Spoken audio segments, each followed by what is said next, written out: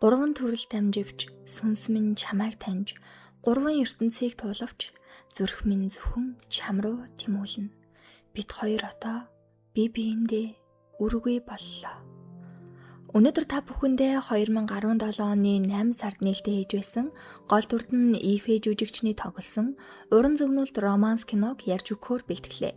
Хэрвээ та манай сувгийг subscribe дараагүй байгаа бол subscribe-аа дарчгаад тайлбараа үзээрэй. 3 амьдрал, 3 ертөнц, тоорын цэцгэс. Чи бол бурхтад дурласан игэл жирийн хүмүүн сүсв. Чиний хайр богино бас үзэн ядалт, гомдол цөхрлөөр дүүрсэн чи бүх дурсамжаа мартна. Тоорын мод олон цэцгэс гаргадагч миний сэтгэлд ганц л хүн байхад хангалттай. Дайны бурхан Моён дунхан хонхыг лацдахын тулд өөрийн сүнсийг золиослон амьд байна. Түүний шавьсын багшийнхаа зохицыг нууцаар авч яван 70,000 жилийн турш өөрийн зүрхний цусаар тижээж мөсөн авсанд хадгалсаар. 70,000 жилийн дараа Сийн тэрээр өөрийгөө хэн гэдгийг мэдэхгүй Сүсүү нэрээр дахин хоёр дахь амьдралдаа хүл тавьсан. Хүний дэлхийд Сүсүү Тэнгэрийн улсын хунтайж Ихватай учирсан ч Тэнгэрийн улсын хатуу дүрмээс болж нүдээс хохлуулж туйлын их зовлон амссан тул Тэнгэрийн тавцангаас өсөрч амиа алтна. Баячин мөнх бус хатны дүртэйгээр 3 дахь амьдралаа эхлүүлж байна. Баячин тоорын цэцэрлэгт амар амгалан аз жаргалтайгаар амьдарч өдөр бүрийг улаан дарсаар дуусгана. Тэрээр өмнөх амьдралдаа игэл жирийн хүмүүний амьдралаар амьдардаг байсан хэдий ч одоо өмнөх амьдралаа ор тас мартан бурхтын амьдралаар амьдарч байгаа бүсгүй. Харин түүний ийм байгаа байдал нь бусдад тийм ч таатай биш. Учир нь Баячиныг Дорн тэнгисийн эзэнт гүрний хүүгийнхэн төрсөн өдөрт заавал очоосэй гэж хүсэж байгаа. 140,000 жилийн настай Баячин тэнд очивол магадгүй насныхаа заяаны хантай учрах байх.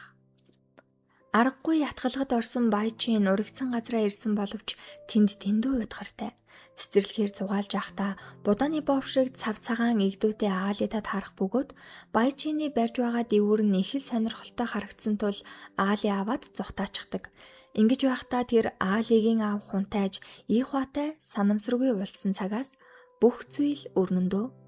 Баячин Дорн тэнгист ирэхдээ өөрийнхөө нүдийг халахалсан байх бөгөөд нүдний хаалтаа авсан даруйд Аали түүнийг ээжээ гэж дуудаж харин Ихва маш их гайхширсан байдалтай. Учир нь тэр түүнийг өөрийнх нь өмнөх эхнэр нь гэж бодож байгаа. Тийм л адилхан гэсэн үг. Эрхэн дээцээ, чөтгөрийн хүмүүс энэ газрыг бүсэлсэн байна. Чи их гоё нүдтэй юм аа. Би 140,000 жил амьдрахдаа ийм гоё нүдийг анхудаа харж байна гэж хэлдэг хэсэг бол киноны хамгийн чухал хэсгүүдийн нэг. Баячин уран муутайхан тоорын цэцэрлэгтээ буцаж ирээд өөрөөс нь 90,000 насаар дүү залуугийн дэндүү ах цах гүүг нь гайхширч бас цаанаасаа шарн гойзоож байгаа нь илхэн харагданаа. Дахиж бараг хизээж уулзахгүй гэж бодсон Ихва Аалитай хамт тэдний газар нутаг дээр ирж гисэн эндээ ихнэр нөхөр болоод эмгэн өвгөн болтлоо аз жаргалтайгаар амьдран сууя гिचгсэн байж байна. Уг нь бол манай хоёр чинь их олон жилийн өмнө сүү тавьцсан биенлээ. Жам ясороо л явж байгаа ахна. Баячин хэдий энд байхыг хүсэхгүй байгаа ч гэсэн шууд хөөгөөд бас явуулж чадахгүй болохоор эндхийг танилцуулж байна. Ихва гаднаас нь харахад их л дээд зиндааны хунтайж боловч гурилтай шүлийг бол гаргаахгүй амттай хийж өгдөг. Дарснаас өөр зүйл барагтаа уудаггүй Баячин ирээдүйн нөхрийн хүн гарын хоолыг амтрахын эдгэн тэрэ. Хунтайж маань бас зураач гэж байгаа. Маргааш гэдэг өдөр Аали модны сүнс Баячин 3 дарс нийлж ууж агаад Аали бүр байхгүй согтоод тасарцсан. Ихва хүүтэн дарс өгснийг мэдээд энэ хоёр маань жаахан ам зүрнэ. Тэгээд зөрөөд хаах олдохов дээ. Үзэгдэл шилжихэд Баячины тэгтлээ нүдийг нь гайхшран магтаж байсан 9 давхар улсын гүнж сүүжийн ханхүүгийн аюулгүй байдалд санаа зовоод ирлээ гэж худал хэлж итгүүлэх гэж эндээс авч явах гэсэн хэдий ч Ихва Аали хоёр аль аль нь эндээс явах бодлого байгаа тул мөхөс гүнж ганцхан хоосон буцсандаа үс сансан уу? Эсвэл өөр зүйл байсан уу? Чөтгөрийн гүнжийн атгах хар санааг дэмжиж хамтрахаар болж байна. Энэ үеэр Аалигийн төрсөн өдрөөр жил болгон авч учдаг игэл хүмүүс болон мөнх хүмүүсийг холбодог Жүнжийн ууланд манай гурав ирж байна. Тэнд игэл хүмүүний амьдарч байсан сууц байх бөгөөд энэ бол Ихвагийн 300 жилийн өмнө алдсан эхнэрийнх нь гэр байсан нь энд харагдах хөрөг зургнаас илтгэн мэдэгдэнэ. Тэгэхээр 300 жилийн өмнө авраг загасны омгийнхан дорн тэнгист бослог гаргаж тэдэнтэй Ихва 7 өдөр 7 шөнө тулджээ. Эцэст нь ялан дийлсэн Ихва өөрт байх бүхий л хүч энерги алдсан байж Жүнжийн ууланд шархсан байдалтай ухаангүй хэвдэх Ихваг игэл жирийн хүмүүс сүүсүү олж гэртээ авчран асарч тойглон чин сэтгэлээсээ хандсан байдаг. Маш том тус хүргэсэн тул үүний хариу болгон юу авах талаар Ихва асуухад тэрээр нарга болгон надтай гэрэл гэж хэлснээр энэ бүхэн эхэлсэн. Тухайн үед игэл жирийн хүмүүс өөрийн гэсэн дуудах нэр байгаагүй учраас Ихва сүүсүү гэсэн нэрийг хайрлжээ. Ингээд тэнгэр газар гол мөрөн сүүсүү Ихва хоёрын гэрэлтийг гэрчлэн хамтдаа аз жаргалтай амьдрах эхлэл болсон юм. Энэ жижигхэн байшинд сүүсүүтэй хамтдаа ямар ч ичид хэрэглэхгүй, атаа хорсолгүйгээр үрд байхыг хүссэн боловч энэ бүхэн ямар ч боломжгүй. Оройн гэрэлт зул өргөх яслал хийж байхдаа Баячин. Гурван ертөнц бүхий сансар огторгоё, тойрын мочийг цэцэглэж байгаасаа гэсэн хүсэл шивнэн. Яг л энэ хүслийг өмнө нь сүүсүүч бас хүсэж байсан. Тийм ээ. Ихва эцэст нь хайртай бүсгүйнхийн дараагийн төрлийг олжээ. Хайртай залуугийнхаа үсийг Нимбайлан гихчин самнаж буй Баячин болон сүүсүү бол нэг хүн. Игэл жирийн хүмүүнээс бурхан болсон Баячин. Баячины хамгийн хүндэлж хайрладаг Моюан. Моюаныг өөд олсны дараа Баячин түүний биеийг модохгүй тулд өөрийн үнэгэн зүрхний цусаар 70,000 жилийн турш тижээж багшигаа эргэж амьлахыг хүлээж байгаа үзэгдэл. Багшаа, би таныг дорны шидэд хонхыг хамгаалж чөтгөрийг хорсноос хойш 70,000 жил хүлээж байна. Энэ бол маш удаан хугацаа. Надад таныг төсөөлөхөд улам хэцүү санагдаж байна. Бас би саяхан нэг хүнтэй танилцсан. Түүнийг харахаар би таныг харж байгаа мэт мэдрэмжийг авдаг. Та хурдан эргээд ирэлтэй. Хизээ нэгэн цагт таныг мартаад зүүдэндээ уулзсан юм шиг болохыг гэхээс би айж байна. Баячин өөрийгөө яагаад энэ мөнх бус ертөнцид ирсэн өмнөх амьдралдаа хэн байсан гэдгээ үнэхээр мэдхийг хүсэж байгаа ч огт сандаггүй. Магадгүй тойрын дарснаас дэндүү ихийг уугаад ой санамж нь мартагдсан байж болох. Гэхдээ хүний хамгийн нандин бас гунигтай дурсамж хизээч мартагдана гэж байхгүй, тийм үү? Нөгөө талд Моюаныг энд эргэн амьлуулахыг мэдэж байсан хорон санаад чөтгөр зүсээ хувилган Баячины дүрд орж сүүжийн гүнж хэлснээрээ тусалж хадгалагдсан мөсөн авсыг хулгайлдаг. Бүхнийг мэдсэн учир Баячин ертөнц дээрх хамгийн анхны улаан галт шувуу зөвлөгч өвгөн тэнгэртэй хамт багшийнхаа мөсөн авсыг авахар ирснээр маш хүндхэн тулаанууд үргэлжилсээр хэдий Баячин хүчтэй ч гэсэн тулдах явцад багшийнх нь мөсөн авс хавцал руу гулсаж унах гэж байсан тул унахаас нь сэргийлэн өөрийн үнэгний сүүлээрээ торгоосон ч чөтгөрийн шулам маш том алхаар дээрээс нь дэвсэлж хамтд нь зүйл тусахаар зэхэж байна. Яг игзэгтэй энэ л үед Ихва ирснээр эсэм минь буцаан агуйда байршуулдаг. Эцэст нь мөс шиг зүрх сэтгэлтэй Баячин Ихвагийн хайр халамжинд зөөлөвч сүйгээ албан ёсны болгон Тэнгэрийн орныг зорж байна. Тэнд өмнө нь сүүсүүд үйлчилж байсан авхай танимхайран өвдөх сүхрэн уйлах нь харагдаж цаанд харин гэрлэх гэж байгаа хосуудад атгархаж зэвүүцэн хорсон сүүжийн гүнж үзэгдэх нь тэр. Сүүжийн гүнж удалгүй Баячиныг ганцаараа байхад нэрээд эрхэн дээдсэ. Та өөрийгөө хунтайжийн өмнөх эхнэртэй адилхан гэдгээ мэдэх байх тийм үү? 300 жилийн өмнө яг юу болсон талаар мэдмээргүй байна гэж юу? Сүүсүүг Тэнгэрийн оронд ирэхэд таныг ирсэн шиг ёс төртэй баяр хөөр болоогүй. Учир нь Ихва түүнийг аавдаа хэлээгүй байсан. Тэр чинь игэл жирийн хүмүүс шүү дээ. Сүүсүүнд үйлчлэгч боолшг л байсан. Хүл хүнд байсан болохоор удахгүй төрхөө хүлээн. Дээр нь Ихваг хүлээн. Гэхдээ Ихва хизээч тэрэн дээр ирдгүй байлаа. Эцэст нь тэр Ихваг өөрт нь хайргүй гэдгийг мэдсэн гэдгийм байна. Тэгээд сүүсүүгийн тавцан дээрээс унсан хэсэг дээр ирээд энэ бол мөнх бус хүмүүс өсвөрвөл үхдэг цаазын тавцан гэх мэтээр яжлсаар.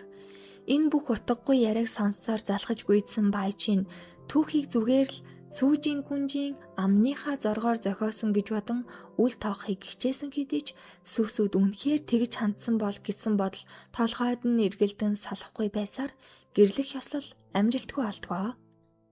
Гэрлэх ёслолын үеэр Ихуаг сүсүг хаслаас үсрэхэд хаана байсан, яагаад түүнд тэгж хандсан талаар асуусан ч Ихуа би түүнд өртөө байсан гэсэн дөрвөн үгийг хэлдэг. Нөгөө талд Моён багшийн мэс ерөнхийдөө хайлж дуусах тунд өгсөн учраас сүнсний дэнлүү эсвэл мөнх бус ургамал хэрэгтэй.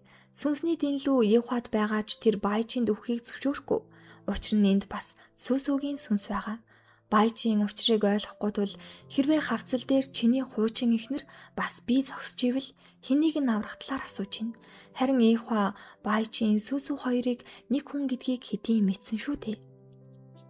Тэгээд яах вэ? Баяжийн зөрүү зантай бас авна гэсэн зүйлээ заавалжгүй авдаг болохоор хамгийн аюултай гэгдэх газар ургаж буй мөнх ургамлыг авахар холын хоолыг зарж байгаа. Мэдээж энэхүү ургамлыг авахд тийм ч амар биш. Хамгаалагч сахиус чөтгөрүүд тал талаас дайрч хайртай бүсгүйгээ аюултай газар ганцаарнг нь байлгаж чадахгүй Ихуач мөн адил тулалдана. Гэхдээ тулааны дараа Баяжийн мөнх ургамлыг биш Ихуаг сонгодог. Баяжины хувьд багш нь үнэхээр чухал ч гэсэн багшигаа 70,000 жилийн өмнө өгөхөд өдөр бүр өөхөх тухай бодож амьдрах ямар ч урам зориг хүсэлгүй болж байнга улаандар самталж өнгөрүүлдэг байсан бол Ихуатай учирсан өдрөөс хойш дахин инээмсэглэж эдгэрч эхэлж байгаа мэдрэмжийг өгч байсан. Ингээд Ихуач өмнөхтэйгөө зуралдахгүй ирээдүгээ харахыг хүссэндээ ч тэрүү өөрт байдаг нандин сүнсний дэнлүүгээ Баяжинд өгч өмнөх бүхий л амьдралаа эндээс харж болно. Би чамайг жүнжийн ууланд хүлээж байх болно гэснээр 300 жилийн өмнөх үйл явдал он цаг хугацаатайгаа өрнөн харагдана. Ихуа сүсүтэй учран хүний ертөнцөөс мөнх тэнгэрийн оронд хамтдаа ирж удалгүй сүсү хүл хүнд болсноор сүүжийн гүнж үзэн ядаж эхэлсэн юм байна. Сүсү урд насандаа гайхалтай үзэсгэлэнтэй нүдтэй байсан. Сүүжийн харин Ихуаг зөвхөн өөрийнх нь байх ёстой. Чи бол эгэл жирийн ямар ч хүчгүй хүн болохоор яг одоо буцаад дэлхий рүүгээ яв гэж эндээс түлхэх гэж байгаад өөрөө албаар унаж нүдээс холдог. Сүсүг энэ бүхнийг хийсэн гэж гүтгэн сүсүгийн нүдийг сүүжийн дөх шийтгэлийг Ихуа хунтайж гардан хийж байх үзэгдэл. Хараагүй сохор болсон сүсү хүүгээ тэрвэрэн газар тэмтчихсээр сүүжийн сүсүгийн нүдийг авсан ч сэтгэл нь ханахгүй түүнийг хүний ертөнц рүү л явуулахаар зэхэж байдаг. Ихуа сүсүг энд үлдэхийг ятгах гэж оролцсон ч сүсүгийн сүүлчийн хэлсэн үгс бол энэ байсан. Ихуа хүүдээ Аали гэж нэр өгөөрэй. Салалт гэсэн утгатай. Үүгээрээ би чамайг тавьж явуулж байна. Тиймээс чи ч гэсэн намайг явуулах хэрэгтэй. Одоо хоёулаа нэг нэгэндээ үргүй болсон. Нэг нэгэндээ үргүй болсон.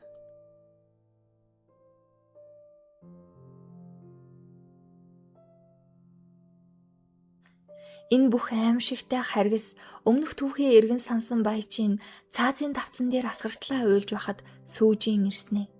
Одоо чи бүхнийг санаж гин үү? 300 жилийн турш чиний нүд намайг үнэхээр сайхан чимсэн шүү. Одоо чи сүсүүч биш, Баяжийнч биш. Чи 300 жилийн өмнө өөрөө хавцлаас үсэрсэн. Ингэжл тэр их зовлон тойрч биш Пьерэ мэдэрч үхшгүй мөнхийн Баяжийн болсон түүхтэй. Энэ мөчөд сүүжийн түүнийг хавцлаас түлхсэн ч амжиж Ихуа ирснээр тэр нүдээ эргүүлэн авах боломжтой болж байна. Гэхдээ түүний Ихуад гомдсон гомдол өнгөрсөн бүхэн зүрх сэтгэлийг нь шархлуулсан бүхий л зүйлсийг хизээч мартаж чадахгүй маш их шаналсаар. Ихуа түүнийг жүнжийн ууландаа хүлээсээр байгаа бол гүнж сүүжийн там руу цөлөгдөх ял авч өхөн үхтлээ дорны шидэд хаалгыг хамгаалах болно гэдэг. Явхаасаа өмнө Аалийг тэврээд намайг ганцхан удаа л ээжээгээд дуудаад өгчих гэдیں۔ Аали юу гэж зөвшөөрөхөв? Ингэж байхдаа тэр Аалигийн цуснаас авч дунхаан хонхны лацыг тайлж энэ ертөнцийг тэр чигээр нь сүйрүүлэх эхлэл тавигдсан. Аали харин үнэхээр нэлэх байгаа шүү дээ. Ээжигээ бүрэн маш ихээр санан битгэрчээ. Түүнтэй хамт сүсүгийн өмнөх үйлчлэгч Няня ирсэн бөгөөд одоо түүнд мэдэхгүй бүхнийг нь хэлж өгдөг. Тэнгэрийн улсын хунтайж эгэл хүнтэй гэрлэж болохгүй дүрмийг зөрчснөөс болж Тэнгэрийн оронд сүсүг авчирсан ч аавдаа хэлэх хүртлээр нууж байсан. Аавда Ихва зөвшөөрүүлэх талаас нь бүхнийг чадхаараа л хичээсэн ч даанч сүүжийн гүнж урдаж мэдсэн тул сүс үгийн нүдийг аваад зогсохгүй амийг нь авахыг хүртэл хүссэн. Үүгээр ч зогсохгүй хааны бодлыг төөрөгдөлд оруулж хаан Хунтайжийг аянгаар нэргэж шийтгэжээ. Бас хаан Хунтайжийг заавал сүс үгийн нүдийг өөрөө авахыг тушаасан бөгөөд тэр сүс үг бүх чадлаараа өөрийнхөө амиарч хамаагүй хамгаалж байжээ. Хавцлаас үсрэхэд ч тэр сүс үгийн араас үсэрч аврахыг хичээсэн ч өмнө нь аянганд нэргүүлсэн байсан учраас ямар ч хүчгүй болсон юм байна. Тэр үргэлж хар хувцс өмсдөг нь өөрийгөө шархацсан гэмтсэн байгааг харуулахгүй тулд цусны өнгнөөс ялгарахгүй хувцас өмсөхийг хүсдэг. Одоо Ихва ертөнцийг аврахаар явжээ. Харин чин үннийг Баячин дөнгөж саяхан л мэдлээ. Тэнгэр газар нийлэх шахам аимшигтай сүйрэл болж Ихва тамийн чөтгөртэй халз тулалдан үзэлцэж олон мянган гимгүй мөнх бусууд чөтгөрийн гарт амиа алдаж 70 мянган жилийн өмнө болсон үйл явдлыг эргэн сануулж байгаа мэт үнэхэрийн тэр өдөр дахин давтагдвал Ихва үхэн. Гэхдээ энэ бүхэн бэлээ болсон. Учир нь 70 мянган жилийн өмнө Син буюу Баячины анхны төрөл өөрийн хайртай багш Моян буюу одоогийн Ихваг алдаж байсан бол 3 дахь төрөл дээрээ ч ялгаагүй Ихваг нүдэн дээрээ алддаг. Ихва өөрийн амийг золиослон чөтгөрийн хонхыг сэлмээрээ хааж ертөнцийг аварснаар түүний бие хөшөө мэт мэс шиг хөдлөшгүй болсон. Баячин маш их гашуудаж зүрхэн тал талаас нь сийчигдэж эмтрэх мэт мэдрэмжийг авч байхад ертөнд тэр аяараа зогсонг байдалд орж бүх цаг хугацаа дахин 70 мянган жилийн өмнөх рүү шилжсээр цаг хугацаа ухарсаар 3 ертөнц бүхий сансар огторгоё тоорын моч шиг цэцэглэж амар амгалан байгаасаа гэсэн сүсүгийн хүсэл биелэлээ олж хорвоо дэлхий одоо та хоёр зовж хансан шүү гэсэн юм шиг Моян буюу Ихвагийн мөсөн авс нэгдэх энхэн мөчөд хувь заяаны хосууд одоо дахиж хизээч салахгүй гэдэгт эргэлзэхгүй болсон юм. Одоо тэд тоорын мод цэцгэлгийг хамтдаа харж хөөхөн хүүтэйгээ аз жаргалтай амьдарч байна. Дэндүү их зовлон тууллаа да. Хорвоо ертөнц хэдий уудамж төөрөх тавилан хэдий хатууч үнэн ч хайр хизээ дөөрийн замаа олж эцэст нь нэгэн цул болон мөнхөрдгийг энэхүү түүх бидэнд өвүүлсэн юм шиг санагдсан. Хорвоогийн 3 төрөл 3 насыг илээж 10 биерийн тоорын цэцгэс сарнин хийсэн ч сэтгэлд үлдсэн тэрл хайр хизээж бүдэрээгүй бөгөөд нулимс хагцал бүхнийг туулан байж эцэст нь чамтайгаа уулзах тэрхэн мөчөд дэлхийн ертөнд дахин цэцэглэж үрдийн хайр минь зөвхөн чиний дэргэд амар амгалан олж буйг мэдэрлээ. Ингээд өнөөдрийн бэлтгэсэн кино тайлбар маань энэ хүрээд өндөрлөж байна. Та бүхэн илүү сонирхолтой тайлбаруудаа үзхийг хүсвэл манай сувгийг subscribe хийгээд гоё сэтгэгдэл бичээд хүлээж байгаарай. Дараагийн контентөөрөө уулзлаа. Түр чаав.